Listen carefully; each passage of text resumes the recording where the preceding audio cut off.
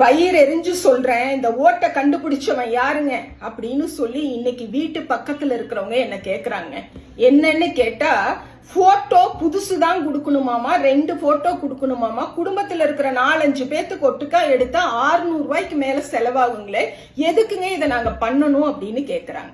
அடுத்ததுங்க, அதாவது நம்ம குடியிருக்கிற ஊர்ல எத்தனை மாரியம்மன் கோயில் இருந்தாலும் சரி, நம்ம சொந்த ஊர்ல மாரியம்மன் திருவிழானா அந்த நோம்பிக்கு நான் போயே தான் ஆகணும்னு கிளம்பி போவோம் இல்ல, அதே மாதிரி குடியிருக்கிற ஊர் எதுவா வேணாலும் இருக்கட்டும், தேர்தல்னு வந்துட்டா நான் என்னோட ஓட்டை என்னோட சொந்த ஊருக்கு தான் போய் போடுவேன் அப்படின்னு கிளம்பி போறவங்க இங்க லட்சக்கணக்கில் உண்டு. இன்னைக்கு காலையில எழுத்தாளர் தோழர் கவின்மலர் அவர்களோட ஒரு பதிவு பாக்குறேன். அவங்க சொந்த ஊர் நாகப்பட்டினம், ஆனா சென்னையில வசிக்கிறாங்க. அவங்களுக்கும் அவங்க அம்மாக்கும் நாகப்பட்டினத்துல தான் ஓட்டு இருக்கு. இத்தனை வருஷமா அவங்க அங்க போய் தான் ஓட்டு போட்டுட்டு இருக்காங்க.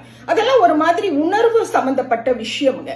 இன்னைக்கு அவங்களுக்கு ஒரு பிஎல்ஓ போன் பண்ணி உங்க ஓட்டு லிஸ்ட்ல இல்லைன்னு சொல்லியிருக்காங்க. இத்தனை வருஷமா நாங்க ஓட்டு போட்டிருக்கேன், எனக்கு வீடு இருக்கு, முகவரி இருக்கு, என்னுடைய ஓட்டு எப்படி நீக்கப்பட்டுச்சுன்னு கேட்டதுக்கு பதில் இல்லை.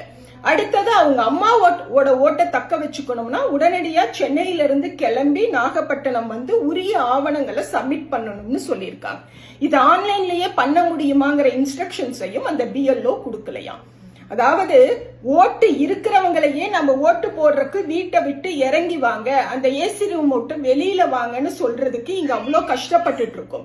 இந்த நேரத்துல உங்களுக்கு ஓட்டு வேணும்னா நீங்க இருக்கிற இடத்த விட்டு, குடியிருக்கிற இடத்த விட்டு, வேலைக்கு போற இடத்த விட்டு உங்க சொந்த ஊருக்கு செலவு பண்ணிட்டு வாங்கன்னு சொன்னா இது ஜனநாயக நாடா? ஓட்டு கொடுக்கறது அரசாங்கத்தோட கடமையா இல்லையா? அவங்க எங்க இருக்காங்களோ அங்க தேடி போய் கொடுப்பது அரசாங்கத்தினுடைய கடமையா இல்லையா? அப்ப அது ஆன்லைன்ல பண்ண முடியும்னா அந்த இன்ஸ்ட்ரக்ஷன்ஸை பிஎல்ஓ கரெக்டா அந்த ஓட்டர்ஸ் கிட்ட கன்வே பண்ணணுமா இல்லைங்களா?